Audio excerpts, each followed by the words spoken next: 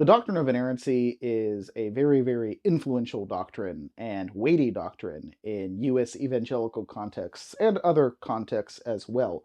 But to be a member of a church, to be a member of a faculty group at a university, you often have to affirm the doctrine of inerrancy. In fact, the Evangelical Philosophical Society asks you to affirm the doctrine of inerrancy in order to be a true member of it. Now, what is inerrancy? That's part of the problem. So inerrancy has lots and lots of definitions. This is one of those cases where if you ask 5 theologians or 5 pastors, you'll probably get 6 or 7 answers. And that's okay as far as it goes, but these can vary quite a bit. Now, a major influential definition of inerrancy is found in the Chicago Statement of Inerrancy, but that is a very, very long, multi-page definition. And importantly, it has elements in it where it says, well, if there's a grammatical error, that doesn't actually count as an error as far as they are understanding it. So when you're reading a shorter version of a definition of inerrancy that says that the Bible is without error or that the Bible has no mixture of error, then it does mean that the people who are affirming that generally are defining error in such a way that a grammatical error in the original manuscript doesn't actually impact the doctrine, but say a historical detail getting mangled or something like that would impact the doctrine of inerrancy. Now, I said something there that's important. I moved right past it, and I'm wondering if you caught what I said. I said in the original manuscripts. People who affirm the doctrine of inerrancy are almost always talking about the original manuscripts. There are no doubt folks out there who would see that as applying to the Bibles we have now, but more careful, more informed folks are going to be talking about inerrancy for the original manuscripts. And the reason is that while transmission of, say, the New Testament has been done really, really well, and we have a plethora of manuscripts to draw on to reconstruct the original Greek text with high, high degrees of certainty. And sometimes this is put at 99 plus percent certainty about what the original text said. And you have skeptical scholars who have said that, yeah, if you're reading a Greek New Testament today, that's pretty much what was being said way back when. Now, there might be a few little non-impactful aspects of the New Testament that we're not sure about. Now, we also have things like the Gospel of Mark having a missing ending. We also have things like the adulterous woman, where Jesus says, let he who has no sin cast the first stone, where scholars tend to think that, and this is conservative, evangelical scholars tend to think that this is a later insertion. Now, the story could have actually happened, but that probably wasn't originally in the text. And we know this because of the manuscript evidence that we have. So when we're talking about inerrancy, we're talking about the original manuscripts. And that's why I actually don't think that it totally matters whether inerrancy is true. Because the Bibles we have now are not inerrant.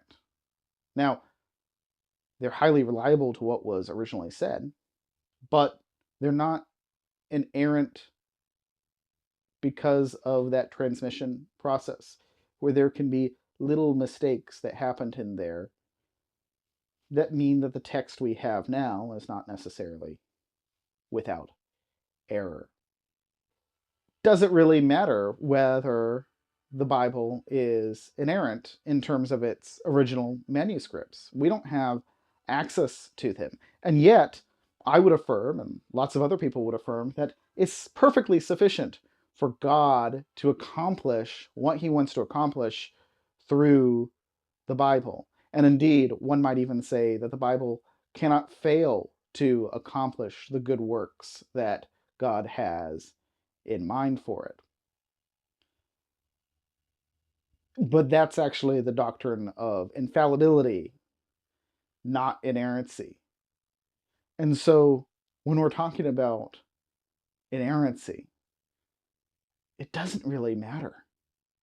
We don't have inerrant Bibles now. We can argue about it, but it doesn't really matter. Now, I know that there are objections one can make to this, and if you have them, please do put it in the comments. I would love to see what you have to say there and perhaps do a follow-up video on this. But think about it. Does it really matter?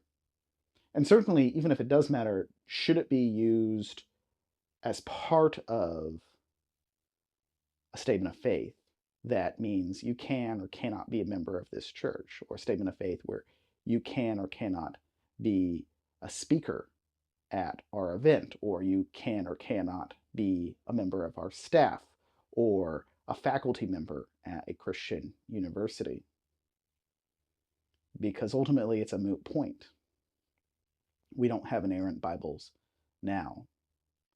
But one of the cool, encouraging things that I have come to believe is that if God can use even the Bible, where it's not quite perfect in every way, and He can use that and inspire that and have a real strong hand in it and accomplish His purposes of salvation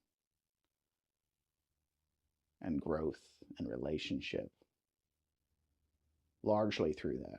Of course, He has other means as well, including the living Jesus Christ. But if He can do that,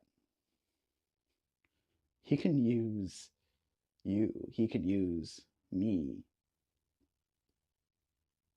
My messages on this channel are not always going to be inerrant. The message that I've just shared with you today may or may not be without error. But that doesn't mean that it's useless. And I think of folks like C.S. Lewis as well.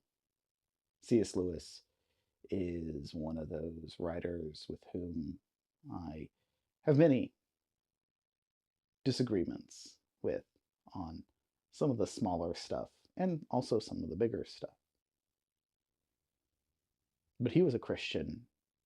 He knew what was up. He knew Jesus. And God has used his work in marvelous ways, including in my own life. So if you're thinking, well, I don't know if I can go out and tell my coworker or my friend about what God has been doing in my life lately, hoping that maybe I can share the gospel with them, because what if I say something wrong?